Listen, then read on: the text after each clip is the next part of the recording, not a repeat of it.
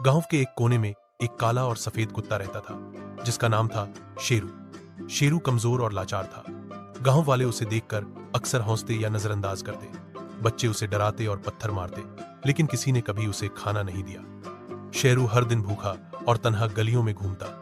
वह हर घर के पीछे झोंकता, कहीं रोटी का टुकड़ा या बचा हुआ खाना मिल जाए, लेकिन उसे हमेशा निराशा ही हाथ लगती। एक दिन शेरू गांव के बाहर के जंगल में चला गया। वहां एक बूढ़ा साधु रहते थे।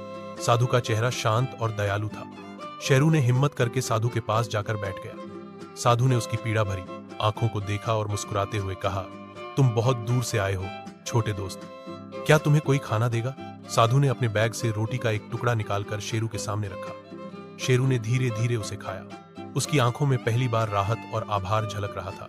साधु ने उसे गोद में उठाकर कहा, जो व्यक्ति किसी जीव की मदद करता है वह केवल उसकी भूख नहीं मिटाता, वह अपने भीतर करुणा और दया पैदा करता है। यही सबसे बड़ा सुख है।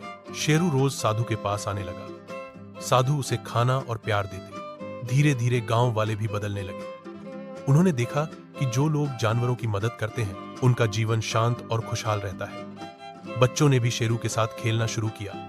शेरू अब केवल भूखा कुत्ता नहीं, बल्कि गांव में दया और करुणा का प्रतीक बन गया। समय बीतता गया और शेरू बूढ़ा हो गया। उसका शरीर कमजोर हो गया, लेकिन उसकी आंखों में वही चमक और दया बनी रही। गांव के लोग अब समझ गए कि किसी भी जीव की मदद करना न केवल उसका भला करता है, बल्कि इंसान के जीवन में खुशी, संतोष और शांति लाता है।